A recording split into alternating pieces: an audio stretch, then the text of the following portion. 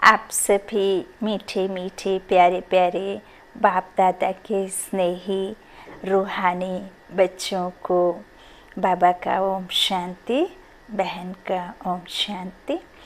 हम सर्वशक्तिमान बेहद के बाप के शांति के सागर के बच्चे हैं और हम इस नाते मास्टर शांति के सागर शांत स्वरूप आत्माएं हैं। बाबा के मुरली के महावाक्यों को आत्मा निश्चय कर रूहानी बाप के महावाक्यों को मुरली में सुनेंगे। किसी एक पॉइंट को ध्यान में रख उसका मनन चिंतन पूरे दिन करेंगे। यह परमात्मा की याद का एक सहज रीति है और उस मुरली के एक पॉइंट को आप अपने संबंध संपर्क में आने वाली आत्माओं को या कोई नहीं है तो अपने से बातें करते हुए उस एक पॉइंट को मनन चिंतन कर धारणा करें। अच्छा, आज 24 मई 2022 के ईश्वरीय महावाक्य हैं। बाबा ने हम मीठे मीठे बच्चों से कहा, मीठे बच्चे, बाप ही सतगुरु के रूप में तुम बच्चों से गारंटी करते हैं बच्चे, मैं तुम्हें अपने साथ वापस ले जाऊंगा। यह गारंटी कोई देहधारी कर ना सके। प्रश्न है, तुम बच्चे यह कथा जो सुन रहे हो यह कब पूरी होगी? उत्तर में बाबा ने कहा, जब तुम फरिश्ते बन जाएंगे। फरिश्ते अर्थात जब तक हर एक की वह स्थिति नहीं आ जाती है कि शरीर को वो एकदम भूल, सिर्फ और सिर्फ जब तक खुद को आत्मा निश्चय नहीं कर लेंगे, कर्मातीत अवस्था नहीं हो जाएगी कि मैं यह देह हूँ ही नहीं, मैं सिर्फ और सिर्फ एक लाइट हूँ, आत्मा हूँ, है ना, तब तक यह चलेगी। हर एक को होना है। तो बाबा कहते हैं जब तुम फरिश्ते बन जाएंगे तब यह कथा पूरी हो जाएगी। कथा सुनाई जाती है पतित को, तो जब पावन बन गए तो कथा की दरकार नहीं, है ना। इसलिए सूक्ष्म वतन में पार्वती को शंकर ने कथा सुनाई, यह कहना ही रॉन्ग है। अब सूक्ष्म वतन में तो ना पार्वती ना शंकर, हाँ, तो कथा तो जहाँ पतित दुनिया है वहीं सुनाई जाए, क्योंकि पावन बनाने के लिए सुनाई जाती है। अच्छा, आज के मुरली का प्रश्न है, शिव बाबा की महिमा में कौन से शब्द राइट हैं, कौन से रॉन्ग? उत्तर में बाबा ने कहा, शिव बाबा को अभोक्ता, असोचता, करण का रावणहार कहना राइट है, बाकी अकर्ता कहना राइट नहीं, क्योंकि वह पतितों को पावन बनाते हैं। गीत है, छोड़ भी दे आकाश सिंहासन। ओम शांति। यह बच्चों की पुकार कि बाबा अभी आ जाओ, क्योंकि हम फिर से रावण राज्य में दुखी हैं, फिर से माया का परछाया पड़ गया है। अर्थात 5 विकार रूपी रावण ने हमको बहुत दुखी किया है। हर एक आत्मा, हर एक भक्त आत्मा उस प्राण से प्यारे बाबा को, दुख हरने वाले उस परमात्मा को, हम सबको इस दुख से छुड़ाने वाले, रावण माया से छुड़ाने वाले निराकार राम परमात्मा को, जो एवर प्योर है, जो पवित्र है ना, एवर पूज्य, असोचता, अभोक्ता, करण करावन हार, पतित पावन बाप, उससे पुकारते हैं कि हमें इस रावण से बचाओ, बहुत दुखी किया है। रेस्पॉन्ड में बाबा कहते हैं, हाँ बच्चे, यह तो मेरा नियम है, यह ज़रूर आकर के ही कहेंगे ना। हाँ बच्चे, जब जब धरती पर भारतवासी बिल्कुल ही भ्रष्टाचारी दुखी बने हैं, कितने गुरु करते हैं सदगति के लिए, परंतु वह किसी की सदगति तो करते नहीं, क्योंकि गुरुओं का गुरु ये परमात्मा, यही गुरुओं का भी सदगति दाता है ना। तो और मनुष्य तो कोई सदगति दे ना सके। सभी अंधों की लाठी तो एक प्रभु ही है।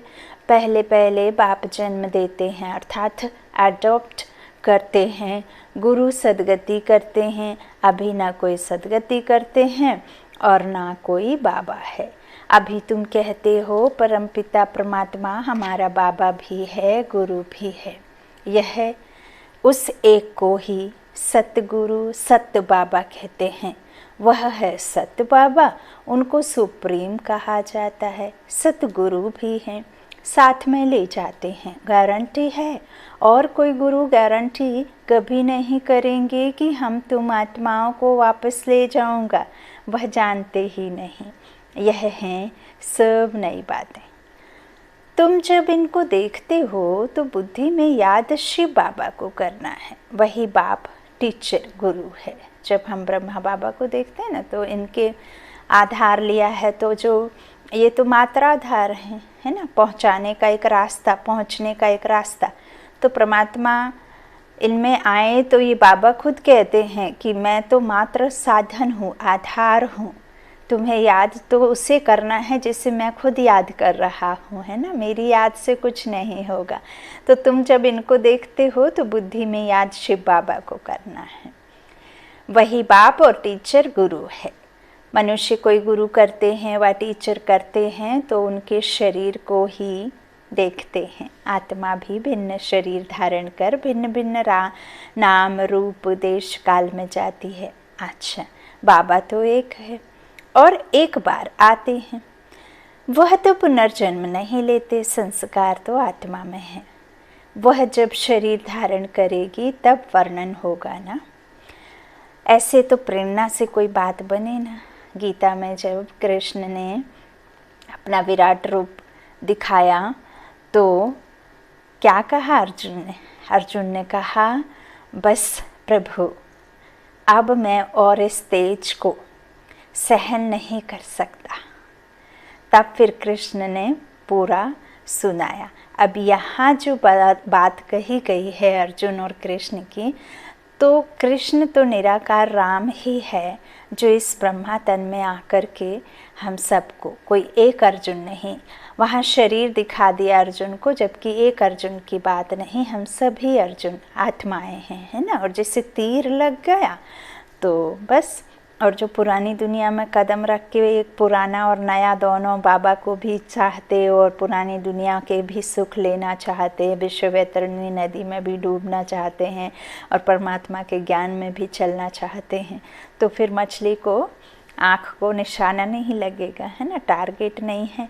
नई दुनिया में बाबा कहते एक आँख में शांति धाम और एक में सुख धाम, ये दो धाम याद रखना है। मेरा नाम चलते फिरते उठते बैठते लेना है ना।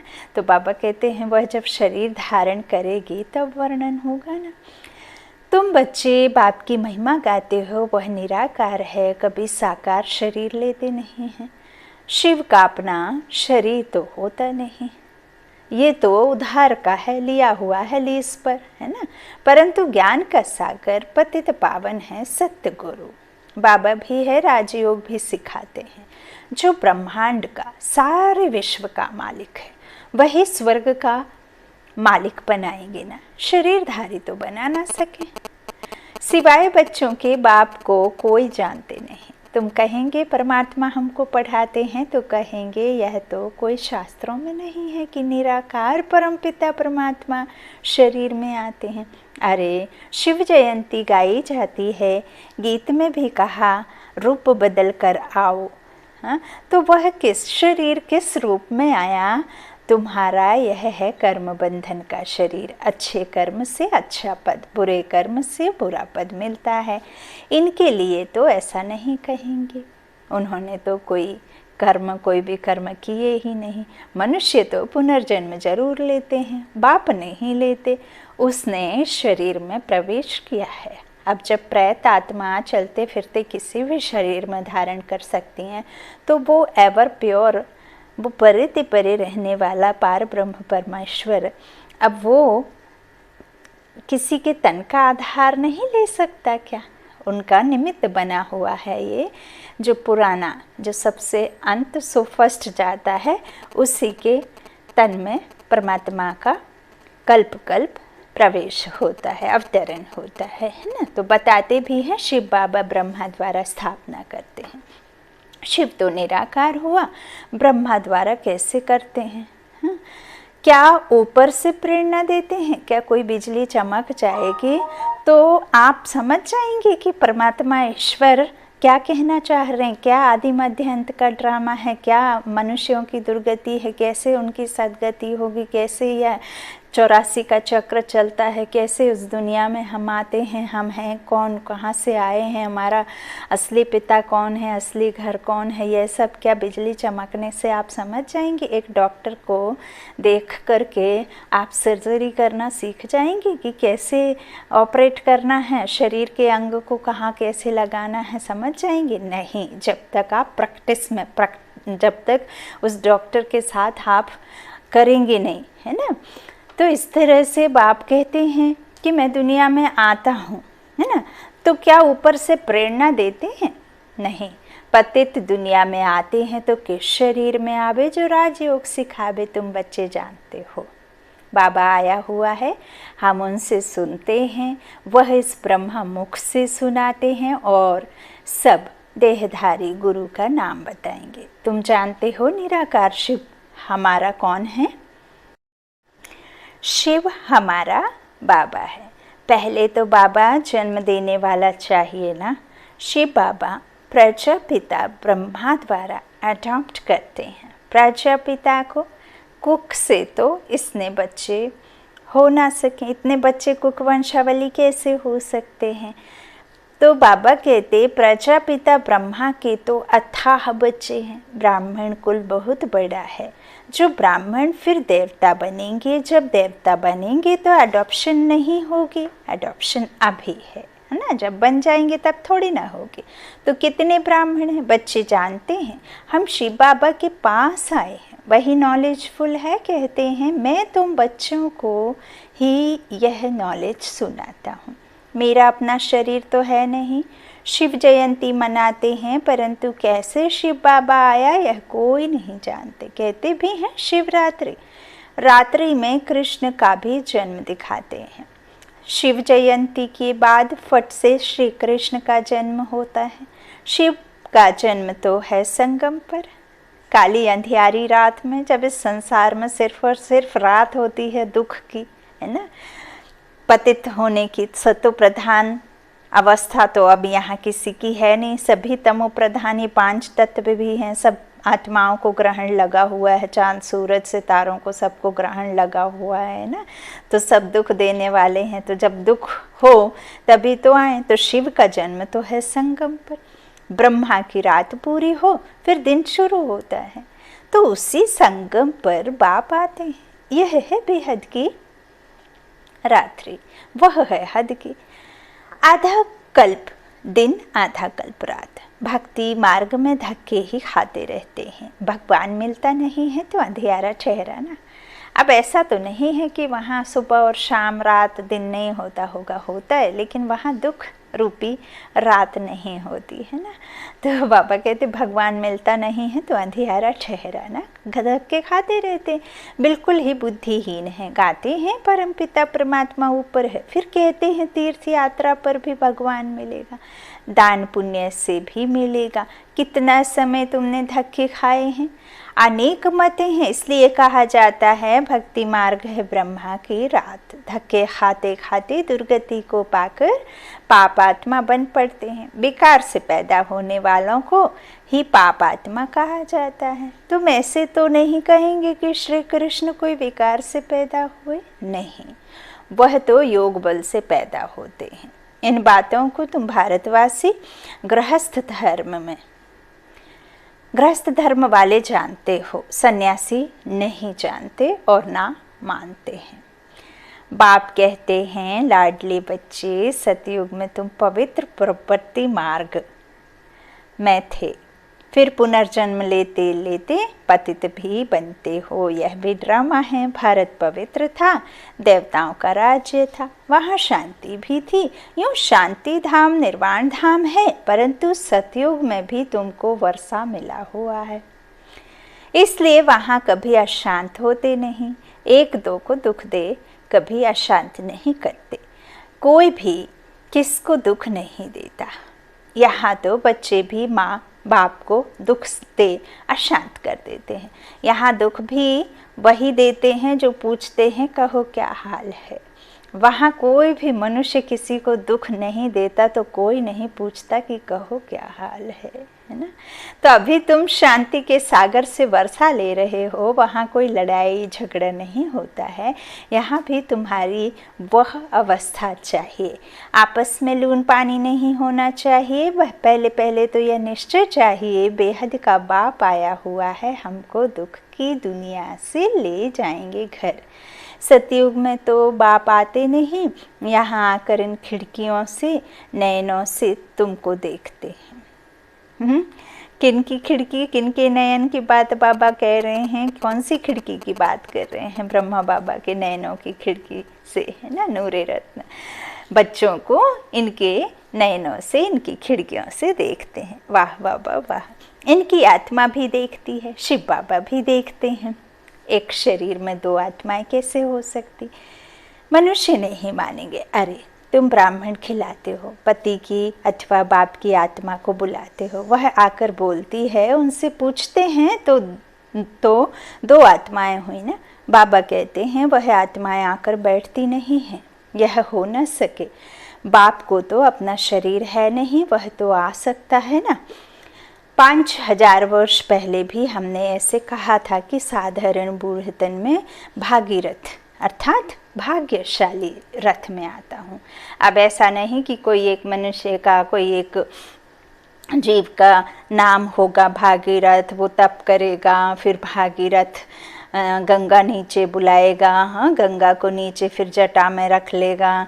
हाँ, इतने बड़े गंगा के पानी को कोई अपने बालों में कैसे रख सकता भला? यह भी बात क्या रियलिटी में देखा है या सुनते ही आए हैं और उस बात पर विश्वास कर लिया? बाबा जो सत्य सुना रहे हैं उस बात पर विश्वास नहीं होता, लेकिन गंगा के पानी को बालों में समाते हुए बात सुनी तो उस पर विश्वास कर लिया। बाबा कहते हैं भागीरथ कोई ऐसा होता नहीं जिसने तप करके उसे नीचे बुलाया और फिर उस गंगा के पानी से पवित्र हो गए। नहीं, भागीरथ अर्थात भाग्यशाली रथ जिसमें मैं आता हूँ, ज्ञान सागर बाप आत्माओं की इस बुझी हुई ज्योत को इस ज्ञान सागर के ज्ञान बिना कोई सोझरे में ले जा नहीं सकता, उजाला कर नहीं सकता, दिन बना नहीं सकता।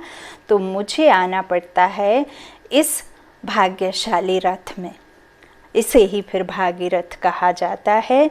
ज़रूर मनुष्य के तन में आएगा, ना कि बैल पर आएगा। कोई भी, चाहे वो मनुष्य हो, चाहे देवी देवता हो, चाहे कोई भी हो, चाहे ईश्वर ही क्यों ना हो, वो तो निराकार है। कोई भी 24 घंटे बैल पर बैठ सकता है क्या? तो बाबा यहाँ यथार्थ अर्थ समझा रहे हैं। बाबा कहते हैं साधारण बूढ़े तन में भागीरथ अर्थात भाग्यशाली रथ में आता हूँ।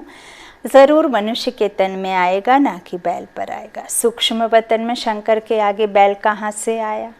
अगर शंकर की अथवा शंकर पार्वती की पूजा करते हैं तो मैं साक्षात्कार करा देता हूँ, बाकी यह छुपाया है। शंकर ने पार्वती को कथा सुनाई, यह है झूठ।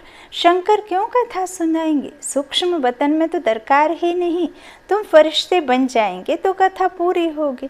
कथा सुनाई जाती है पतित को पावन बनाने के लिए। बाबा अमर कथा सुनाते हैं, अमर लोक में ले जाने लायक बनाते हैं।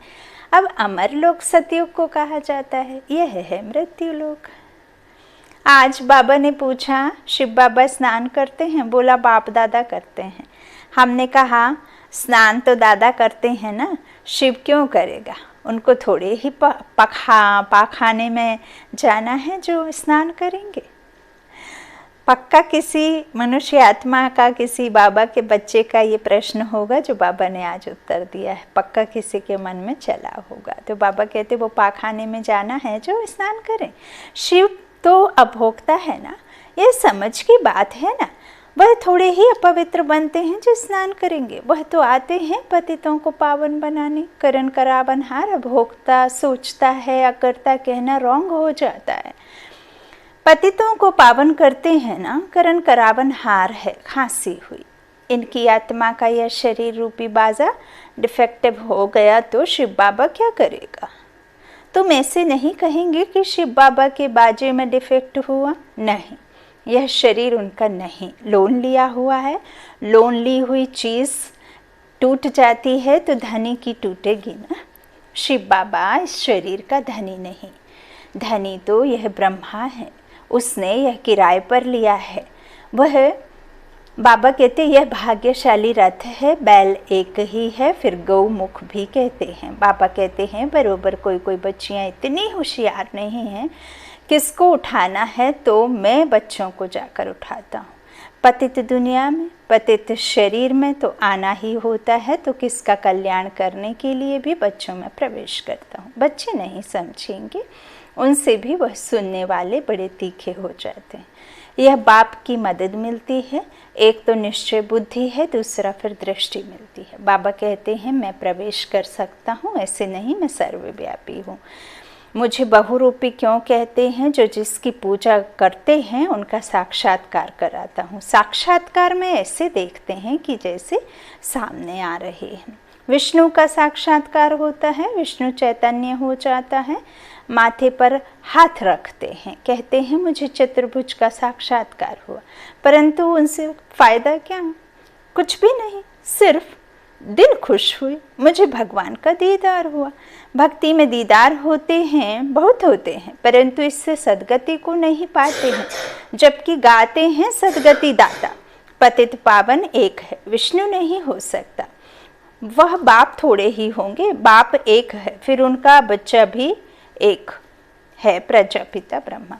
ऐसे कभी नहीं कहेंगे प्रजापिता विष्णु व शंकर। प्रजापिता एक, फिर उनसे ब्राह्मण एडॉप्शन होती है। बच्चे जानते हैं हम पहले ब्राह्मण बनते हैं, फिर देवता बनते हैं। ब्राह्मणों की माला एक्यूरेट बन ना सके क्योंकि अदल बदल होती रहती है, उनकी स्थिति ऊपर नीचे होती रहती है, कोई गिरते हैं कोई मरते रहते हैं। फिर क्या करेंगे?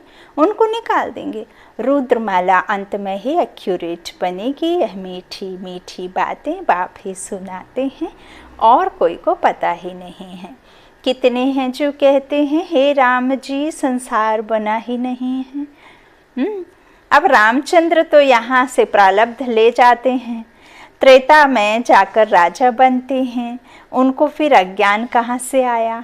जो वशिष्ठ उनको ज्ञान दे कि संसार बना ही नहीं है। उस सृष्टि का चक्र है, सभी बातों में मूंझे हुए हैं, कोई भी नहीं जानते हैं ना समझ सकते हैं। शिव बाबा को ही गुम कर दिया है। शिव जयंती मनाते भी हैं परंतु समझते नहीं। श्री कृष्ण ही सांवरा बनता है, बाबा आते भी हैं तब जब इनको सांवरे से गोरा बनना है। शिव जयंती के बाद छठ श्री कृष्ण का जन्म होता है। शिव बाबा आकर राजयोग सिखाते हैं, किसको? ब्राह्मणों को। प्रजापिता ब्रह्मा के मुख वंशावली को, वही फिर राजा रानी बनते हैं। शिव बाबा चले जाएंगे, फिर लक्ष्मी नारायण का राज्य होगा, तो बाप ने कृष्ण को ऐसा बनाया है।